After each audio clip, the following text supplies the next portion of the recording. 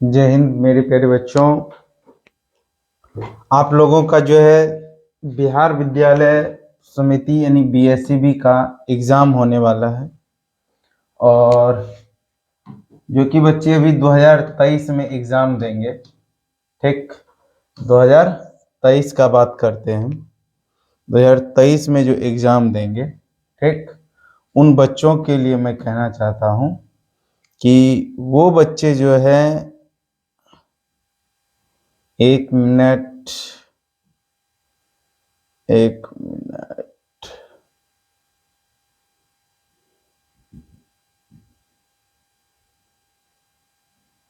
देखिए, जो बच्चे 2023 में एग्जाम देने वाले हैं उन बच्चों के लिए मैं कहना चाहता हूँ, ठीक, वो जो है शाम 7 बजे लाइव में जरूर जुड़ें। जो आप लोगों का जो भी प्रीवियस ईयर का क्वेश्चन है और जो संभावित आने वाला क्वेश्चन है, उस सारे क्वेश्चन को मैं करवा दूंगा और आप लोग निश्चिंत रूप से रहेंगे और तैयारी आप लोग करते रहे। ठीक, और मैं जो आप लोगों को VVI MCQ बता रहे हैं, एक एक चैप्टर का, प्रत्येक चैप्टर का आप लोगों का VVI MCQ बता देते हैं ताकि आप लोगों को कोई प्रॉब्लम ना हो। ठीक, चलिए, तो पहला क्वेश्चन हम लोग के स्क्रीन पे आ चुका है। तो पहला क्वेश्चन जो है हम लोग का, आप लोग दे भी सकते हैं आंसर, कोई दिक्कत नहीं इसमें। तो यहां से देखिएगा, पहला क्वेश्चन आप लोग का क्या कहता है कि निम्न में से, क्या कह रहा है, निम्न में से, देखिए, निम्न में से कौन एक लिंगी प्राणी, पुष्प का पूछ रहा है। पुष्प यहाँ दिया है, 4 पुष्प दिया है और आप चारों पुष्प में से बताना है कि एक लिंगी पुष्प कौन सा है।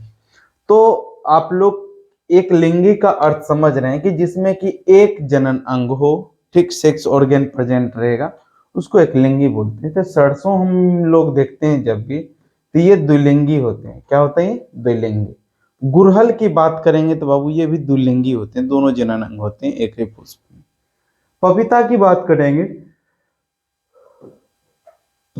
ये एकलिंगी होते हैं। क्या होते हैं? एकलिंगी। मतलब क्या है कि इसका नर अलग होता है, मादा अलग होता है। ठीक, ध्यान में रखिएगा। तो आंसर इसका हो जाएगा एकलिंगी। ठीक, अगले क्वेश्चन की ओर बढ़ते हैं हम लोग।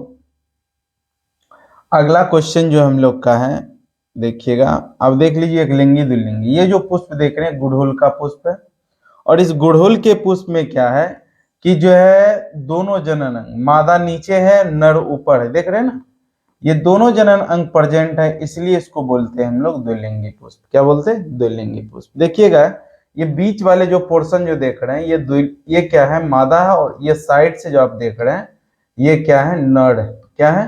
नर।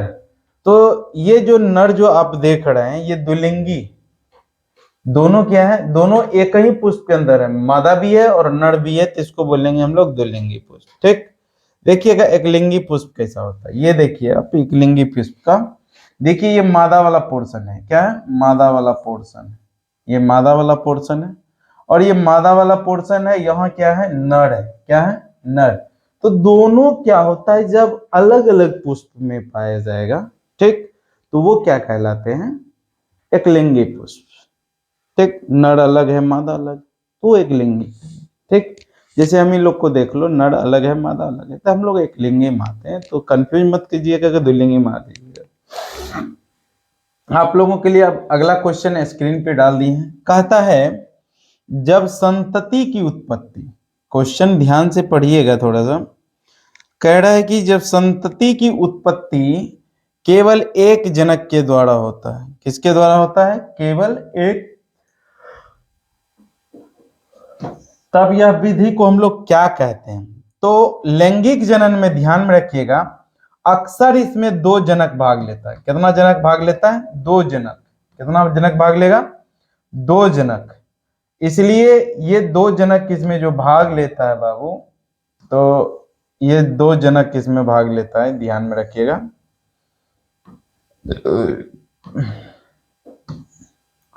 देखिएगा, इसमें 2 जनक भाग लेता है, इस बात को दीजिए। ये इसमें क्या होता है? 2 जनक भाग लेता है, एक नर एक मादा। लेकिन क्या होता है, अलैंगिक जनन एक ही जनक के द्वारा, ठीक, नए संतति का निर्माण कर लेते हैं।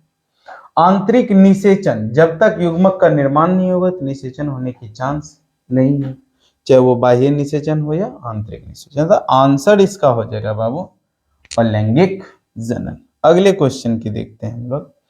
कहता है जब नर और मादा, गेमिट का मतलब होता है युग्मक, क्या होता है? युग्मक, समझे? और युग्मक हर हमेशा होता है अगुणित। क्या होता है? अगुणित। जब इसमें फ्यूजन, फ्यूजन का मतलब होता है संलयन। क्या होता है? संलयन,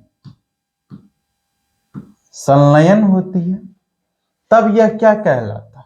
जब नर और मादा का मिलन होगा तो ध्यान में रखिएगा, इसमें तो होता नहीं है, होता है लैंगिक जनन में। ठीक, आंसर ये हो जाएगा। अगला क्वेश्चन आपका कहता है कि युग्मक सामान्यतः किस प्रकार के होते हैं? तो अभी तुरंत जस्ट बताए हैं। हैप्लॉइड का हिंदी होता अगुणित। क्या होता है? अगुणित, याद रखिएगा। हैप्लॉइड का हिंदी क्या होता? अगुणित। डैप्लॉइड का हिंदी होता है द्विगुणित। क्या होता है? डैप्लॉइड का हिंदी क्या होता है? द्विगुणित, याद रखिएगा।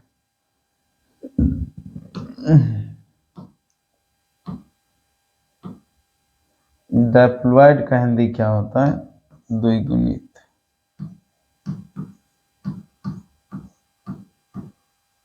ठीक, अब देखिए पॉलीप्लॉइड का मतलब हुआ कि अधिक गुणित। ठीक, और नन मतलब कोई नहीं। तो युग्मक हर हमेशा होता है और गुणित होता है, जिसको क्या बोलते हैं हम लोग? एन से डिनोटेट करते हैं। किससे डिनोटेट करते हैं? एन से। चलिए अगले क्वेश्चन की ओर बढ़ते हैं। कह रहा बाइनरी फिजन। बाइनरी फिजन का अर्थ होता है द्विविखंडन। क्या होता है? द्विविखंडन। तो हम पढ़ाएं द्विविखंडन किसे कहते हैं? जिसमें कि दो संतति का निर्माण होता है, उसी को क्या बोलते हैं हम लोग? द्विविखंडन। तो उसका एग्जाम्पल दिलवाए थे, अमीबा, पैरामीशियम, युगलिना, ये सब क्या दिलवाए थे? एग्जाम्पल दिलवाए थे। तो ध्यान में रखिएगा आप लोग। तो यहाँ क्वेश्चन में कह रहा है कि द्विविखंडन किस में पाया जाता है? अमीबा में पाया जाता है, पैरामीशियम में भी पाया जाता है।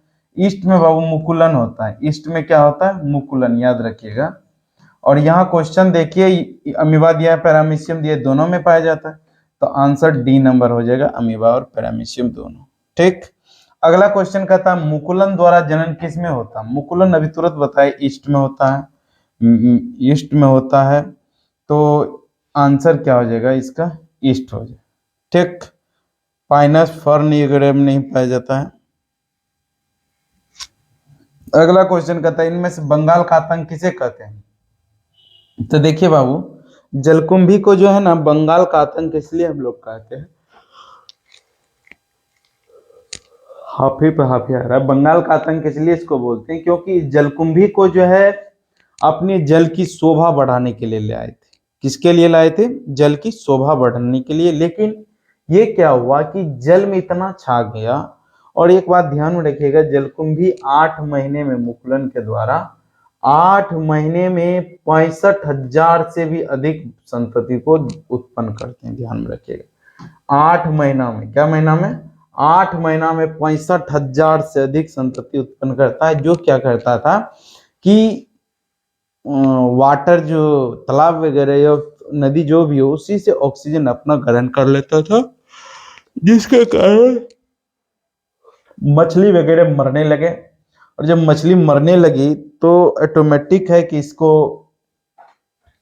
हम लोग जो है जल में रखना उचित नहीं माना गया, और इसीलिए हम लोग इसको बोलते हैं बंगाल का आतंक बोलते हैं। ठीक, ध्यान में रखिएगा।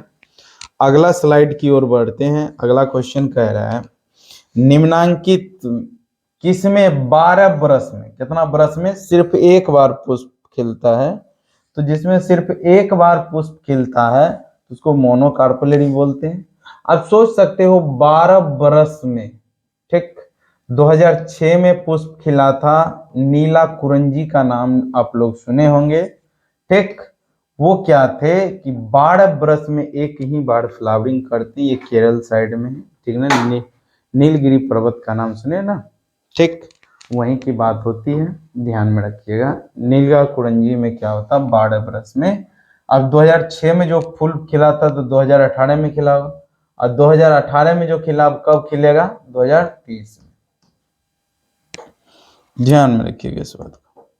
अब कहता है इनमें से कौन अंडपरजक प्राणी? अंडपरजक प्राणी का अर्थ होता है जो अंडे देने वाले होते हैं। क्या होते हैं? अंडे देने वाले को क्या बोलते हैं हम लोग? अंडपरजक प्राणी।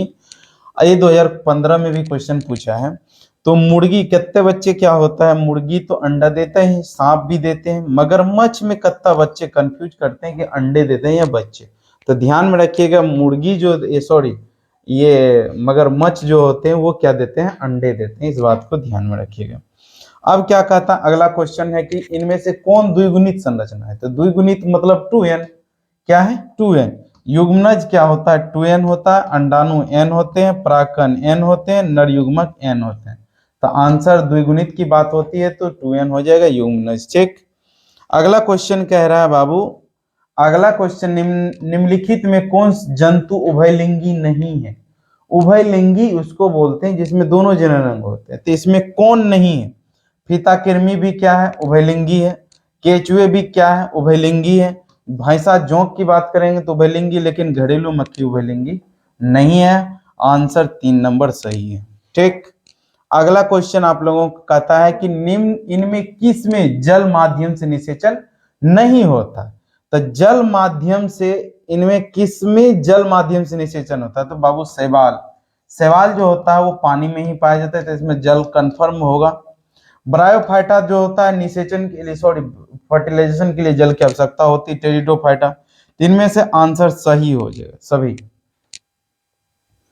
अगला क्वेश्चन कहता है इनमें से कौन उभयलिंगी पादप नहीं है? 2011-12 दोनों में पूछा। उभयलिंगी पादप नहीं है तो पपीता क्या एक लिंगी है, सरसों क्या है? द्विलिंगी, मक्का क्या है? देखिए मक्का में क्या होता है, ध्यान रखिएगा, मकई अगर आप लोग देखे होंगे भुट्टा वगैरह, तो भुट्टा वाला जो पार्ट होता है वो मादा है और इसके ऊपर धनशिश्री जो निकला रहता है वो नर होता है। तो ये भी एक तरह का द्विलिंगी पौधा है, उभयलिंगी पौधा है, भले पुष्प इस पे लगा हुआ एक लिंगी। ठीक, ध्यान में रखिएगा। ये तो आंसर उभयलिंगी पादप नहीं है तो पपीता हो जाएगा। आंसर क्या हो जाएगा? पपीता। अगला क्वेश्चन कहता है युग्मक का स्थानांतरण। अब जो युग्मक बना, जैसे मान लीजिए कि हम लोग में युग्मक बनता है तो नर वाला युग्मक क्या होता है, मादा युग्मक के पास जाते हैं तो वो कोई ना पेनिस के माध्यम से जाते हैं। तो उसी प्रकार से कोई भी युग्मक का स्थानांतरण होता है। तो ऑप्शन दिया है जल द्वारा, पौधे की बात हो रही, तो जल के द्वारा हो सकता है, जल द्वारा जा सकता है, हवा द्वारा जा सकता है, वायु द्वारा जा सकता है। इनमें से क्या होगा? सभी द्वारा। ठीक, युग्मक का स्थानांतरण इन सभी के द्वारा होती है। अब देखिए मेरे प्यारे बच्चों, 14 नंबर क्वेश्चन जो आता है, मध्य चक्र पाया जाता है। मध्य चक्र क्या होता है कि वेस्टरस साइकिल, इसी को बोलते हैं हीट साइकिल। हीट साइकिल में क्या होता है मेरे प्यारे बच्चों, देखते होंगे कि गाय भैंस बकरी कुत्ता बिलाई, जैसे मान लीजिए कि उसका सीजन आता है, एक चक्र उसमें चलती है जिसके बदौलत वो आवाज लगाने लगते, और उसके बाद हम लोग उसके क्या करते, पतिदेव सांड के पास ले जाते हैं और क्रॉसिंग करवा देते हैं। ठीक, तो वो मध्य चक्र हुआ। तो मध्य चक्र गाय बकरी कुत्ता इनमें से सभी हो जाएगा। ठीक, और इसमें क्या होता है कि ब्लीडिंग नहीं होती है। ठीक, ब्लीडिंग नहीं होती है, ब्लीडिंग का अवशोषण हो जाता है। ठीक, इस बात